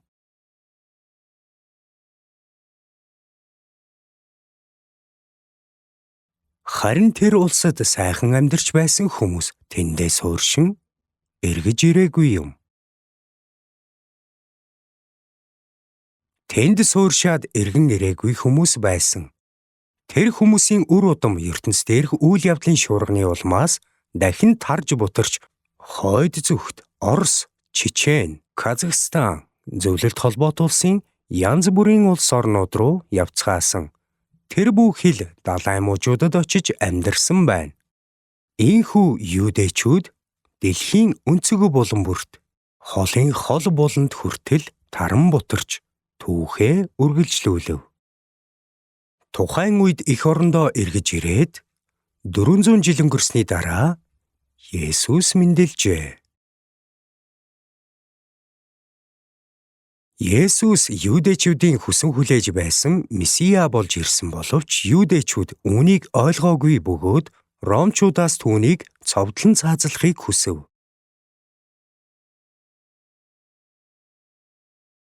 Ингэснээр цус урсгагчийн цуснаас гадуур ямар ч намжлал хийгдэж чадахгүй ажгүй гэсэн үг энэ ертөнцид биелэлээ олсон юм. Юудэчүүд өөрсдийн хаан байсан Христийг алахыг хүсэхэд Пилат энэ сорилтод оролцохыг хүсээгүй ч тэрээр инхүү асуув. Тэгвэл та нар Юудэчүүдийн хаан гэж нэрлээд байгаа хүнийг надаар яалгамаар байна вэ? Тэр үед Юудэчүүд Цэзараас өөр хаан бидэнд байхгүй гэж хашгирав. Шинэ гэрээнд үүнийг бичиж тэмдэглэсэн байдаг. Цэзараас өөр хаан бидэнд байхгүй гэж хэлсэн нь тэр цаг үеийн Юудэчүүдийн хувьд худлаа бөгөөд Есүсийг үзэн яддаг байсан тул ийм үг хэлсэн. Учир нь түүнийг алахыг хүссэн юм. Тэр хүмүүс хэрв чи Есүсийг алахгүй бол Цэзараас урвж байна гэж хэлээд түүнийг буланд шахав. Олон түмний эсэргүүцлийн дагуу Есүс үхэх ёстой байлаа. Тиймээс бүх зүйлийг үл харгалзан түүнийг цаазалсан юм. Есүс амьд байхдаа ингэж хэлсэн байдаг. Би амьлуулагдсныхаа дараа та нараас өмнө Галилд очино. Энэ зөвгөнлийн дагуу Бурхан нэг өдөр Есүсийг нас барсны дараа дахин амьлуулсан.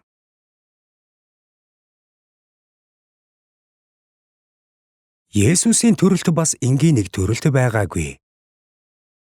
Түүний ирэх газар эрэхтэн тэнгэрт од үзэгдэх явдал мөн биелэлээ олсон. Оддыг дагсан дорн зүгийн шидэнгүүд үүнийг онцолсон юм. Есүс эрэхтээ Юудэчүүдэд хандан би зөвхөн сонгогдсон хүмүүст илгээгдсэн юм гэж хэлсэн. Тэдэнд номлож байсан Есүс загалмай дээр цовдлогдсон үхлээс дахин амилж дээш өргөгдсөний дараа энэ ертөнцийн түүх Христийн шашны түүхээр гойж эхэлсэн юм. Сүм анх ингэж эхэлсэн бөгөөд Христийн шашин Ромд хүртэл орж ирэв. Бүх зам Ром руу хөтлөн гэдэг шиг тэр цаг үед Ромын эзэнт гүрэн дэлхийд хамгийн хүчирхэг нь байв. Энэ бол сайн мэдээ. Ром хүртэл тархсан үе юм. Үйлс номонд ингэж бичсэн байдаг.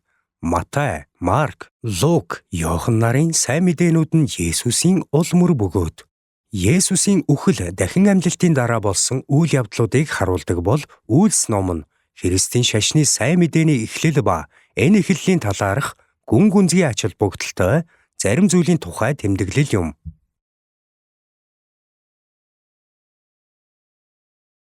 Энэ нь тэр өөрийгөө тэдэнд үзүүлж амьд гэдгээ нотлох баттай олон баримтуудыг харуулсан бөгөөд 40 хоногийн турш тэдэнд үзэгдэж Бурхны хаанчлалын тухай айлдаж байв.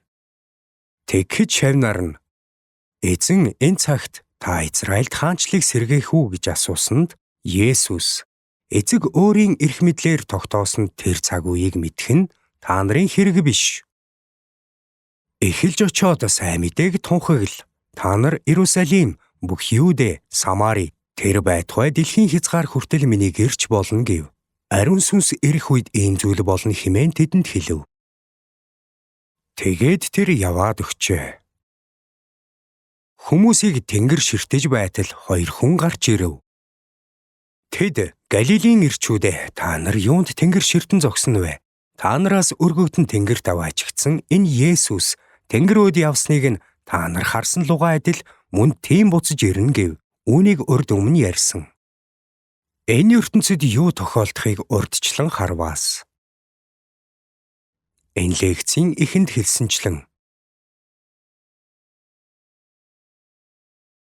уулан дурсах ус энэ хүндий тэр хүндийд нийлж горих үүсгэж горих улам томорч гол мөрнийг үүсгээд дараа нь далай цутгахтай нэгэн адил хүн төрлөختний түүхэнд янз бүрийн үндэстнүүд Есүст итгэж нэгдэн нийлж байсан бөгөөд одоо дэлхий дээрх Есүст итгэдэг хүмүүсийн тоо маш олон болж нэмэгдсэн.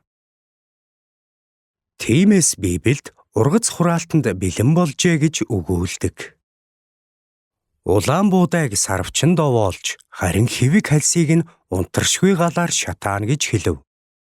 Мөн дэлхийн бүх ард түмэн сүм болон Юудэчүүдэд өгсөн анхааруулга байдаг. 1-р Коринт номын 10 дугаар бүлгийг түр гаргацгаая.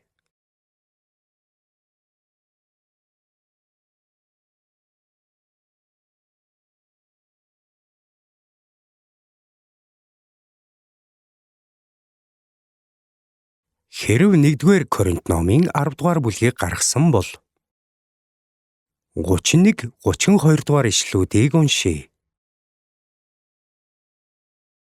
1-р Коринт номын 10 дугаар бүлэг 31, 32 дугаар ишлэл. Тиймээс та нар эдсэн ч уусан ч юу ч хийсэн Бурхны алдрын төлөө бүхнийг хий. Юудэчүүдэд ч, Грекчүүдэд ч, Бурхны чуулганд ч хэрэг төв бүү учруул.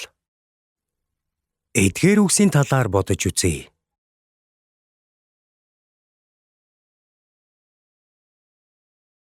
Хүний амьдралын зорилго бол эдсэн ч уусан ч ямар ч мэрэгжил эзэмшсэн нийгэмд ямар ч байр суурь эзэлдэг бай. Ядуу эсвэл баян чинэлэг амьдралтай эсэх, нэр алдартай эсэх, зовлон зүтгүүртэй амьдрдаг эсэх нь хамаагүй. Библиэд бичснээр бол үзэн ядалтаар борцсон тархан шарын махнаас хайр буй газрын өвсөн хоолн дээр мөн хүмүүсийн сүнс энэ ертөнцид ямар зорилгын төлөө төрсөн тухай. Өөрийнхөө төлөө миний бий болгосон ард түмэн нь миний алдрыг тунхаглана гэж бүтээгчийн хэлсний дагуу биднийг бүтээсэн нэгний хүсэл зорилгын дагуу бид амьдрах хэрэгтэй. Төгөлдөр хуурын мэрэгжилтэй байсан хүн сайн төгөлдөр хуур урлаа гэж бодъё. Харин төгөлдөр хуур нь ямар ч дуу гаргахгүй бол яах вэ? Бүтээсэн хүний хувьд энэ нь доромжлол биш гэж үү? Тэгээд бурхан бид дүр төрхийнхөө дагуу бидэнтэй адил хүнийг буй болгоё хэмээгээд хүнийг бүтээжээ. Харин бид түүнийг бүтээгч хэмээн магтаж чадахгүй бол энэ нь маш том нүгэл болно. Хүн төрүүлсэн эцэг ихээ санаж мэдэж үгэнд нь дуулууртай ханддаг шиг. Бид өөрсдийн сүнсний эцэг болох эзэн бурханд хэрхэн ханддаг вэ? Тиймээс Библиэд иймээс та нар идэж уухдаа эсвэл юу ч хийсэн бурхны алдрын төлөө бүхнийг хий гэж гардаг. Түүний төгс аврал, түүний гайхалтай хайр. Би сая хүмүүстэй цуг хашгирна. Энэ бол гигантнуудын хийх ёстой зүйл юм. Тиймээс та нар идэж уухдаа эсвэл юу ч хийсэн бурхны алдрын төлөө бүхнийг хий гэдэг нь хэдийгээр та нар өөрсдийн алдар нэрний төлөө амьдарч болох ч үлдэж байгаа бүхний нь ялцсардаг зүйлс байх болно гэдгийг харуулж байна. Хүний амьдралд үлддэг зүйл гэж үгүй. Юмс бүхэн алга болдог энэ ертөнцид сүнс хадгалагдан үлддэг. Энэ нь мөнхийн бөгөөд залуу хിവэрэ оддог.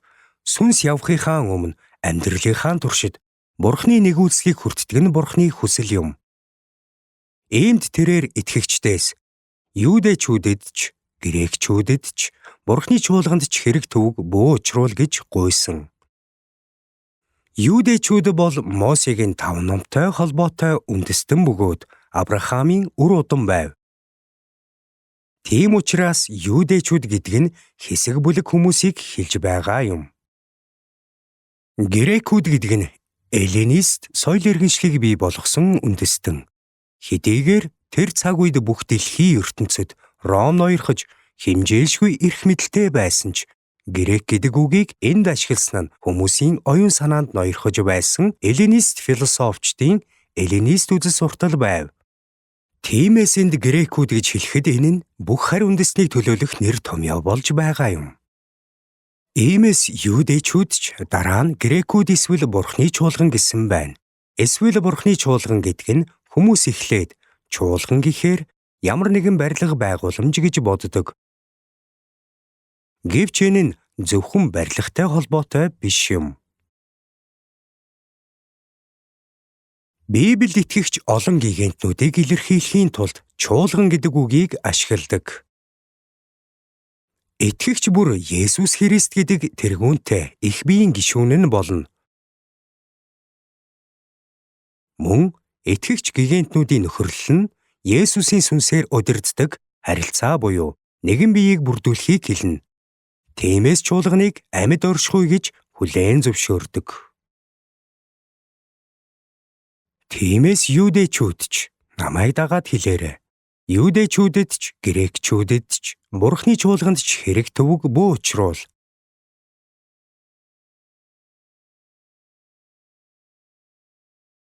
Энэ бол Христэд итгэгчид юудэчүүдийн эсрэг ямар нэгэн муу зүйл хийх ёсгүй. Мөн Есүст итгэдэггүй бусад хүмүүст ч гэсэн болгоомжтой хандах хэрэгтэй гэсэн анхааруулга. Хэрв тухайн хүн чуулганы гишүүн итгэгч гигантнуудын нэг бөгөөд нэгэн биеийн хэсэг мөн бол зөв амьдрах ёстой гэсэн шаардлага юм. Энэ тухай хэрвээ бодох юм бол дэлхий дээр 3 өөр бүлэг хүмүүс байдгийг баталж байна. Хэрэв энэ дэлхий дээр үргэлжилсэн 2000 жилийн түүхийн явцад шинэ бүлэг хүмүүс бий болбол тэд ямар үндэстэн эсвэл улс орны нэг хэсэг болох ямар удмын үргэлжлэл байхаас үл хамааран би Есүс Христийн цусаар цацуулсан, би Есүс Христийн хайрыг ойлгож ухаарсан гэж хэлэх болно.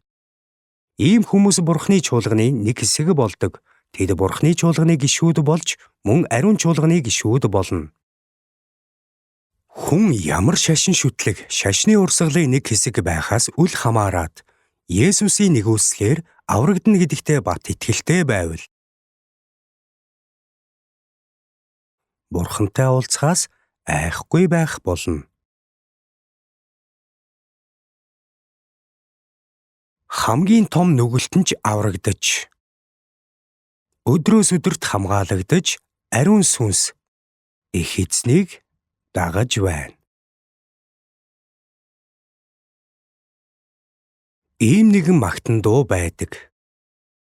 Хүн ямар шашны урсгалд харьяалагдахаас үл хамааран Есүс Христ бол нүглийг нь өршөөсөн аврагч гэдэгт итгэхээс өөр бахархах зүйл түүнд үгүй. Энэ нь хүн зүгээр л би итгэдэг гэж хэлдэгт байгаа юм биш.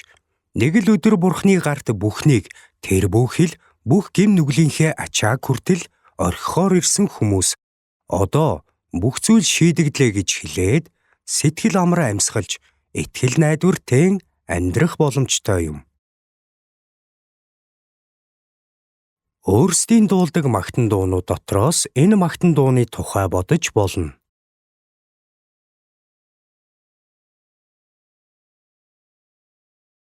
Нэг удаа би алдартай сүмийн туслах байсан нэгэн ахмад настай эмэгтэйтэй уулзсан юм.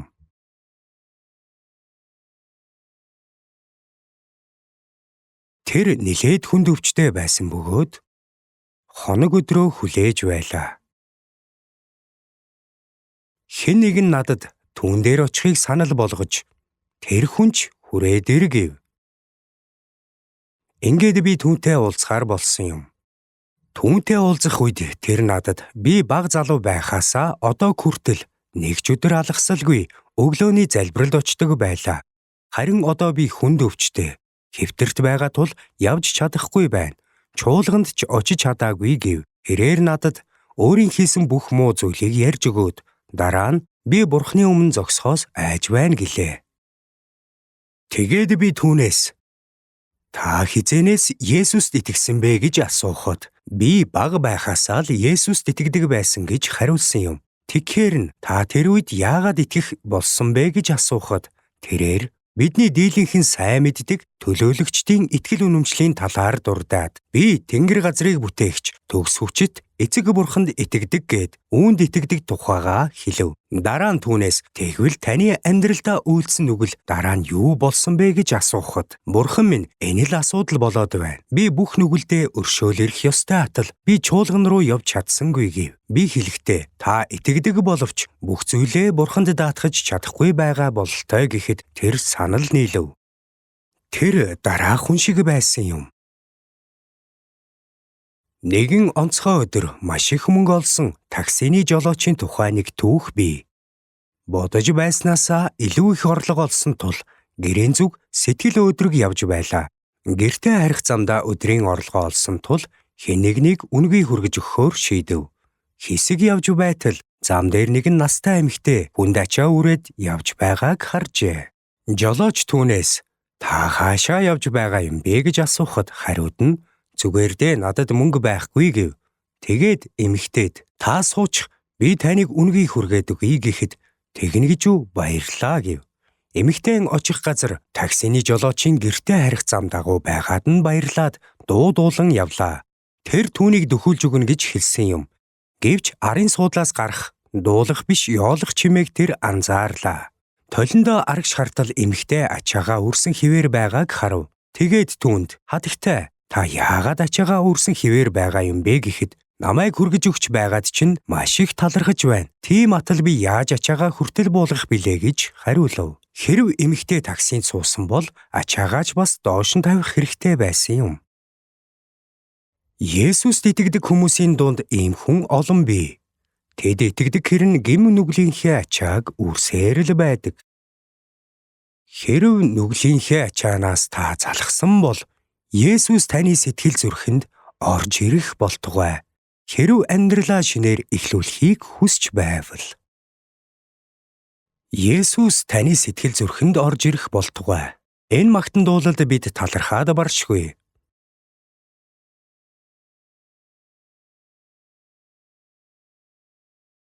Тэгээд би энэ эмэгтэйтэй үргэлжлүүлэн ярилцлаа. Түүнд Есүсийг загалмай дээр үгсэн тухай хэлээд асуулаа. Есүс хэний төлөө үгсэн бэ? Бид хоорондоо яриагаа үргэлжлүүлж. Тэр ертөнцийн бүх хүмүүсийн төлөө үгсэн гэж хариулав. Тэгэхээр Есүс загалмайд байхдаа хүн бүрийн төлөө үгсэн. Мөн таны хэлсэнчлэн бидний гэм нүглийн төлөөсийг төлсөн.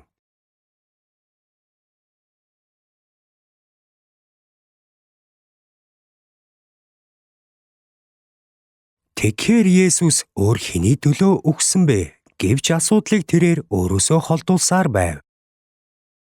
Тиймээс би хатагтай та нас дээр гарсан болохоор чуулганд очих боломжгүй. Тийм үү? Хүнд өвдсөн учраас Есүс хэний төлөө үгсэн бэ? Тэр бидний төлөө үгсэн. Тийм ээ. Тэгвэл хамтдаа магтан дуу дуулая.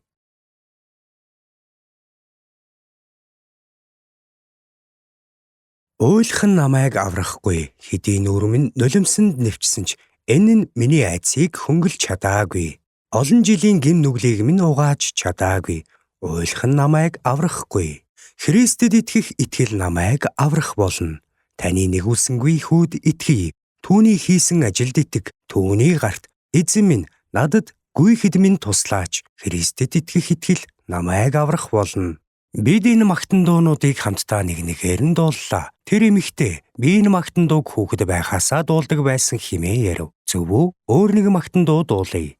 Энэ өдрийн ёроол надад байна. Ингэхэд надад тусламж байна. Эдгээх тайвшруулах гавар байна. Миний өвчний төлөө эрүүл мэнд.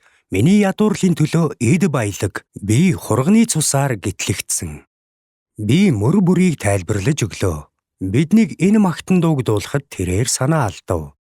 Таны нэгүүлсэнгүй хүүд итгэе. Түүний хийсэн ажилд итэг. Үүнийг давтаж байтал тэр эмэгтэй. Энэ сургаалыг би мэдэх боловч одоо би түүнд бүх зүйлийг даатгах боломжтой боллоо. Эзэн минь, та миний төлөө өгсөн. Миний бүх гэм нүглийг үүрсэн. Би танд бүхнээ даатгсан. Намайг уучлсанд тань талархлаа гэв. Тэгээд тэр үргэлжлүүлээд уйллаа. Салах үедээ бид инхүү хэлв. Их эзний өмнө зогсохдоо бид дараа дахин уулзах болно. Тэнд л миний итгэлээр хараа минь нээгдсэн. Одоо бүхэл өдрийн туршид би аз жаргалтай байна. Тэр мөчөд түүний хувьд яг тэр үе нь эхэлсэн байх гэмээр түүний царай тод гэрэлтлээ. Энэ өдрийн ёроол надад байна. Ингэхэд надад тусламж байна. Эдгээх, тайвшруулах гавар байна. Би хурганы цусаар гитлэгдсэн. Ингэж хэлэхдээ тэр ихэд баяртай байлаа. Одоо энэ ертөнцийн түүх үргэлжилсээр байгаа бөгөөд зөвхөн юудэчүүд төдийгүй харин үндэстнүүдээс ч гэсэн Бурхны чуулганы гишүүд болж байна. Харин Христийн эргэн ирэх өдөр, орхин одсон Есүсийн буцаж ирэх өдөр эхлээд хамгийн түрүүнд явсан бүх гигантнүүд буцаж ирнэ. Дуулах болно, хашгирах болно гигантнүүдийг гэртээ ирэхэд. Тэр үед бүгд буцаж ирэхэд адислагдсан энэхүү итгэл найдварыг нээн. Нас барсан хүмүүсийг хаана оршуулсан, тэдний бие эсэлсэн газар байсан эсэх нь хамаагүй. Тэд хормын дотор бүгд анхаарт уулзалдах болно. Тэд гинт өөрчлөгдөх болно. Тэднийг нүд эрэмхийн зур өөрчлөгдөнө гэсэн амлалт биелэх өдөр ирнэ. Мөн энэ ертөнцид түүхэнд хизээж байгаагүй агуу эмх замраагүй байдал дайн гарах болно.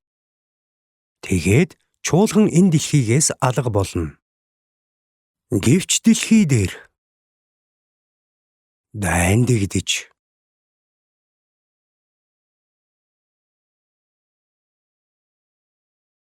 Хүмүүс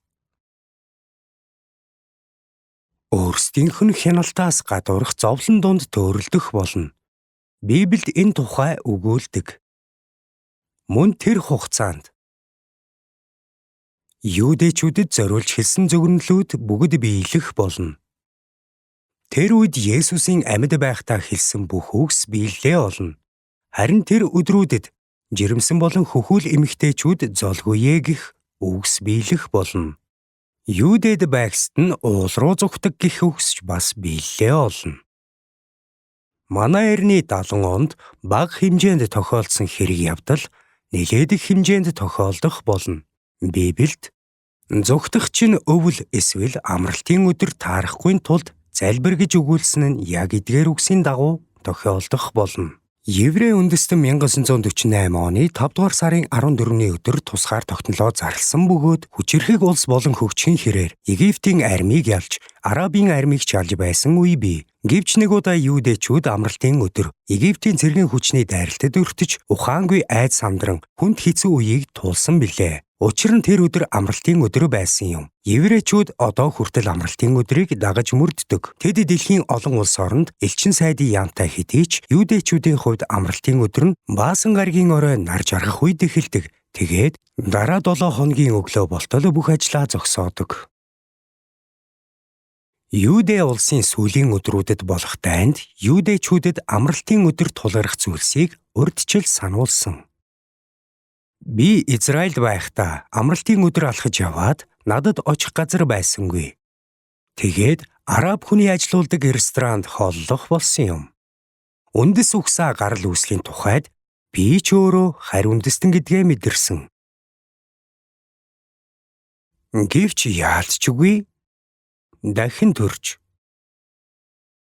сүнснийхээ асуудлыг шийдсэн энэ ертөнцийн хүмүүс эзний дуудах тэр өдөр бүгд алга болох болно. Энэ нь Ногийн өдрүүдтэй адил байх юм гэсэн байна. Хүмүүс хурим хийж идэж уух болно. Харин дараа нь өөрчлөлт ирнэ. Тэр хулгайч шүн эрдэхтэй адил ирэх болно. Олон тооны хүмүүс гинэт алга болцгооно. Дараа нь үйл явдлууд Марк номын 13 дугаар бүлэгт зөвгөнсний дагуу үргэлжлэх болно. Есүс хоосон үг хэлсэн гэж үү? Марк номын 13 дугаар бүлгийг гаргацгаая.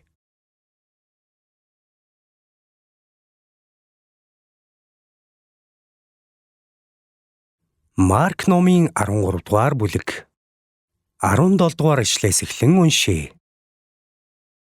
Харин тэр өдрүүдэд жирэмсэн болон хөхүүл эмэгтэйчүүд золгүй.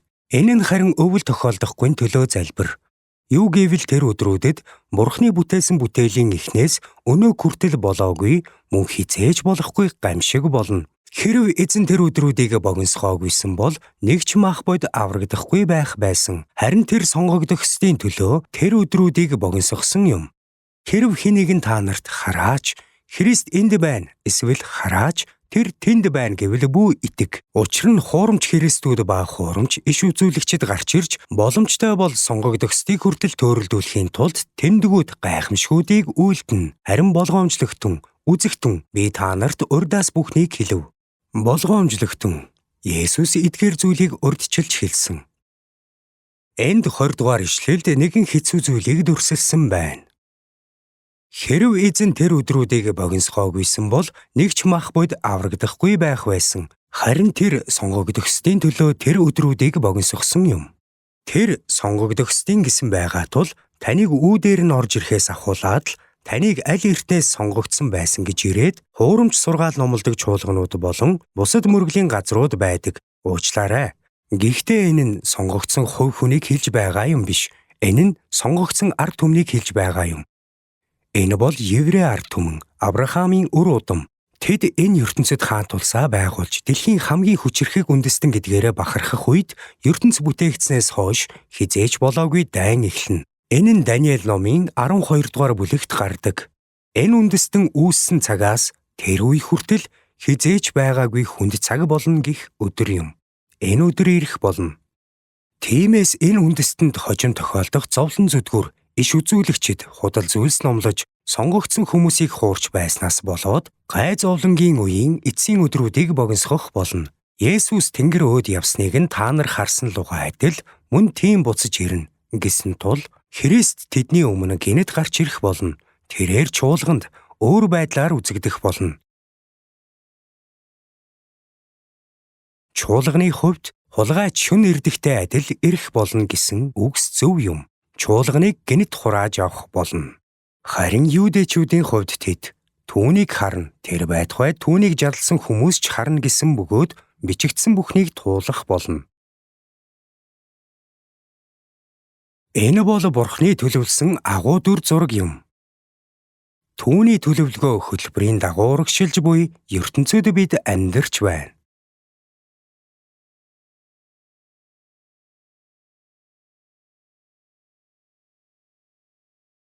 Энэ ертөнцийн түүх салхи шуурга мэт уурсан өнгөрдөггүй.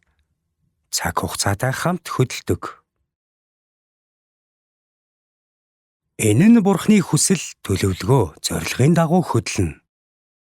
Үүнийг мөн хаанчлах нэгний төлөө хийдэг. Залбирцгаая.